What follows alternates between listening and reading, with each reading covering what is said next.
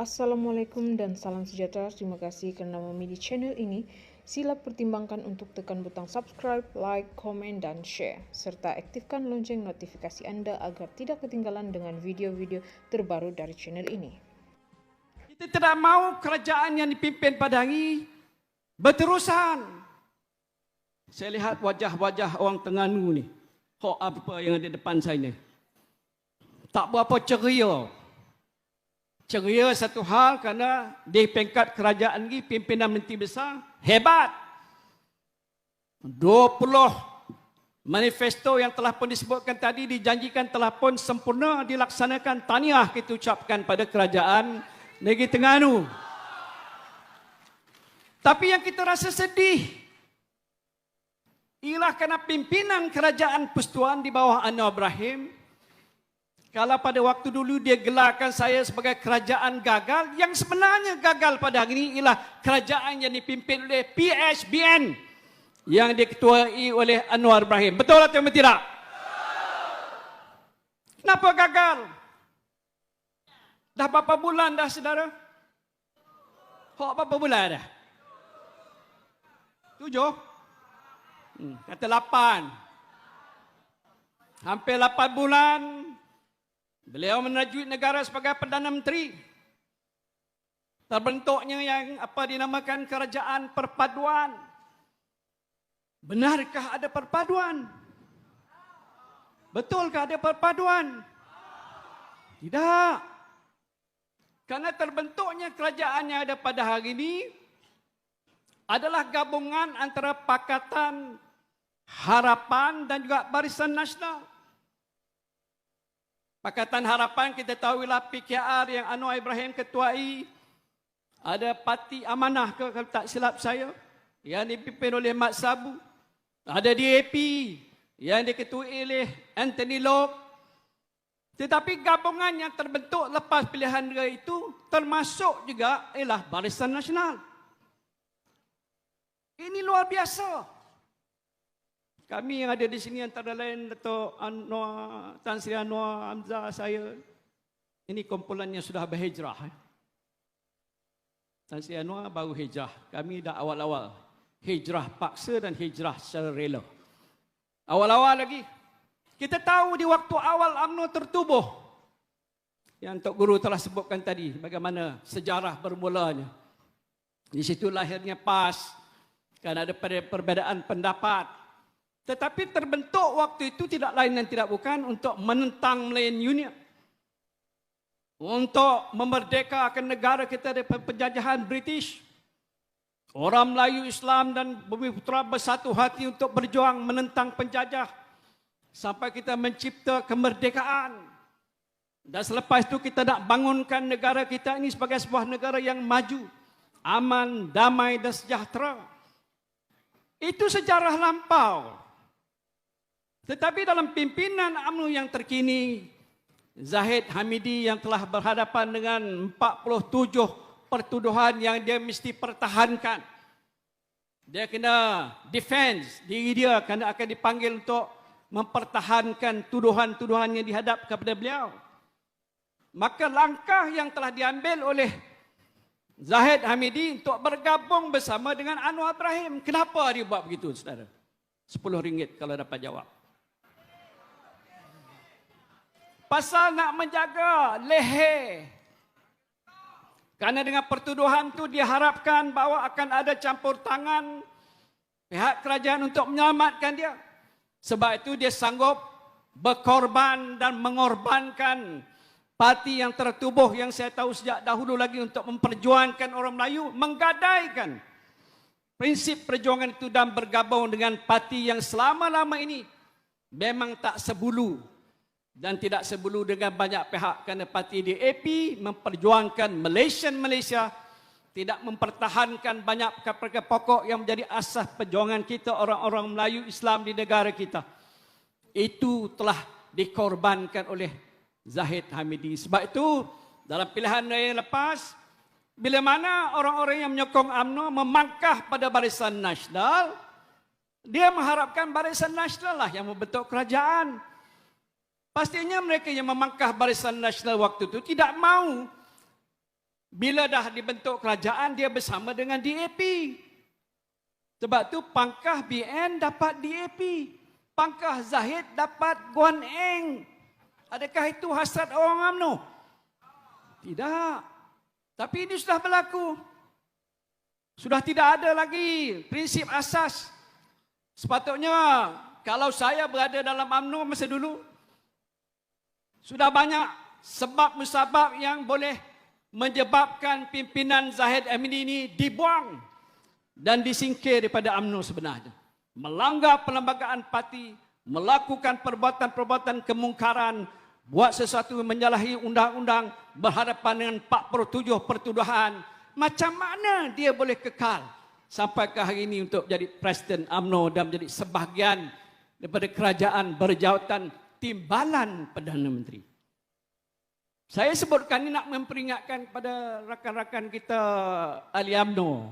Tan Sri Anwar dah peringat tadi. Kami tidak bermusuh dengan ahli UMNO. Betul tak? Sebab mereka ini adalah saudara. Tetapi kalau mereka ini tak diperingatkan hanya kerana mereka sudah lama menjadi ahli UMNO, dan bila sampai PRN yang akan berlaku di Terengganu ni, UMNO masih berpegang dan berprinsip bahawa menyokong UMNO itu menjadi satu hukum wajib, kita nak peringatkan itu satu kesilapan yang besar. Kerana UMNO tidak seperti mana yang mereka fikirkan pada masa-masa dahulu, masih kekal seperti mana yang kita lihat pada hari ini. Sebab itu, kalau balik pada soal pokok yang sebut tadi, kerajaan yang ada pada hari ini sudah tidak dapat mampu menunjukkan keupayaan dia untuk mentadbirkan negara. Harapan rakyat seluruh negara bila terbentuk kerajaan, tak kira apalah, sepatutnya bertanggungjawab. Sifatnya mesti beramanah, bersifat jujur, ikhlas, berbuat apa yang penting dan perlu untuk menyelamatkan nyawa manusia, untuk menyelamatkan ekonomi negara, untuk menyelamatkan kehidupan rakyat jelata. Tetapi apa yang telah berlaku dalam tempoh 7 ataupun 8 bulan ini? Satu pun tak ada. Kalau dalam bahasa Tamil dia kata, yilek. Yilek itu tak ada apa-apa. Bukan saja tidak ada apa-apa. Terbukti jelas bahawa banyak perkara yang telah dilakukan itu bukan saja tidak dilaksanakan dan ditunaikan, tak mampu dilaksanakan langsung. Malahan setiap kali Perdana Menteri membuka mulut menyatakan sesuatu, sebenarnya dia tidak buat apa yang dikatakan. Cakap tak serupa bikin. Saya nak sentuh satu perkara yang pada sehari dua ini ada kena-mengena dengan saya dan juga dengan Perdana Menteri. Saya dah keluarkan kenyataan pada hari ini kalau saudara baca. Ya, ini tentang keputusan yang telah pun saya buat sebagai Perdana Menteri pada waktu itu. Ya, daripada tahun 2020 sehingga 2021 antara tempoh itu satu keputusan besar yang kabinet di bawah pimpinan saya telah memutuskan selepas saja menerima laporan daripada satu pasukan petugas yang dibentuk untuk memperbaiki situasi dalam rancangan tanah yang disebutkan Felda. Badan itu dipimpin oleh Tan Sri Wahid Omar, membentangkan laporan yang agak terperinci tentang apa langkah-langkah yang perlu dibuat. Kerana Felda adalah salah satunya satu rancangan yang paling penting yang memberikan peluang hidup dengan pembangunan tanah bagi sebahagian besar orang-orang Melayu dan bumi putra di negara kita ini. Untuk beberapa tempoh selepas dia dilaksanakan, dia berhadapan dengan pelbagai isu, termasuklah hasil pendapatan para peneroka Felda yang kian merosot dan pengurusan dan tabir urus Felda yang tidak dibuat secara yang betul dan teratur. Jadi waktu itu saya memimpin negara dan saya memberikan perhatian antara lain ialah soal ni, rancangan pembangunan tanah yang penting. Dan antara keputusan yang telah pun kita buat ialah untuk membela para peneroka. Tadi disebutkan hampir 98,000 bilangannya, iaitu dengan menghapuskan hutang peneroka. Saya umumkan sejumlah 8.3 bilion ringgit yang mana peneroka ini telah berhutang dengan Felda itu dihapuskan. Tepuk tangan. Itu keputusan yang telah pun dibuat. Dan bukan saya umum cakap kosong. Sebagai Perdana Menteri Ketua Kerajaan, bila nak buka mulut tu mesti katanya benar. Betul? Tak boleh berbohong. Apa hukum berbohong? Ini suatu perkara yang tak boleh dilakukan. Sebab tu bila saya buat keputusan, dalam tempoh beberapa bulan selepas itu, maka keputusan itu dilaksanakan. Apa maknanya? Para peneroka yang hampir 100,000 bilangan tadi tidak perlu lagi membayar hutang pada Felda. Sebenarnya mereka tak pun bayar hutang dah lama dah. Pasal pendapatan mereka tak cukup, bayaran potongan pada Felda yang telah dibuat meninggalkan hanya wang yang sedikit. Nak menampung keluarga, apalagi dengan masalah harga barang, macam-macam lagi. Maka sebahagian daripada mereka ini tak mampu untuk membayar. Bukan setahun, bukan 2 tahun, bukan 3 tahun. Sebahagian besar daripada peneroka itu pun dah meninggal dunia. Kalau dalam perakaunan syarikat pun, kalau orang tu pinjam lepas tu dah berpuluh-puluh tahun ke bertahun tak bayar, maka pihak juruaudit akan nasihatkan supaya hutang itu dihapuskan. It is about accounting. Dan bila saya buat putusan itu, dah dilaksanakan, selesai, khalas. Tetapi baru ini Anwar Ibrahim berkata bahawa Muhyiddin cakap aja. Dia kata saya tak laksanakan. Maksud yang disebut itu, dia kata saya berbohong. Tetapi sebenarnya siapa yang bohong? Anwar yang berbohong. Anwar memfitnah. Kalau orang fitnah kita, apa kita nak buat? Apa dia? Saman. Terima kasih atas nasihat tu. Dia kata saya bercakap dan tak melaksanakan. Sedangkan sudah ada bukti yang jelas bahawa sudah pun dilaksanakan. Buktinya ialah apabila soalan ini berbangkit di Parlimen. Menteri yang jaga Felda dan undang-undang ini ialah wanita namanya Azlina. Kenal tak dia? Kenal? Kenal, baguslah. Dia menjawab soalan yang dibuat oleh seorang ahli parlimen kita yang menyatakan bahawa Felda telah pun melaksanakan penghapusan bayaran hutang peneroka tadi sebanyak 8.3 bilion. Bukan sedikit. Tetapi dia jelaskan juga kerana itu menyebabkan Felda menanggung beban yang besar, maka dia tidak berhasrat untuk baki hutang yang masih ada oleh peneroka itu dihapuskan.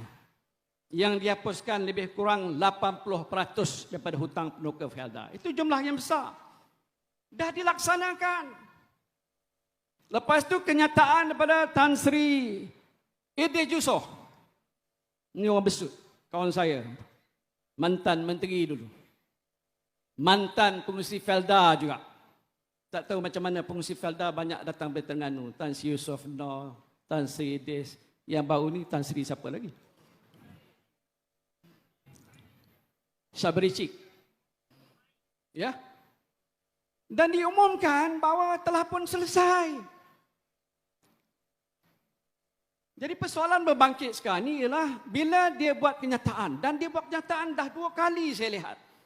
Membuat satu kenyataan yang merupakan pertuduhan bahawa sebenarnya saya berbohong, saya cakap saja.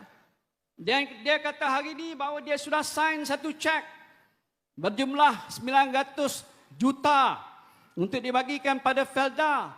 Dia tak faham. Ini saya dah sebutkan Perdana Menteri ini tak tahu ke tak reti, kata orang bahasa orang Johor. Tak faham. Yang itu ialah soal sebahagian daripada apa yang dikatakan, iaitu bond,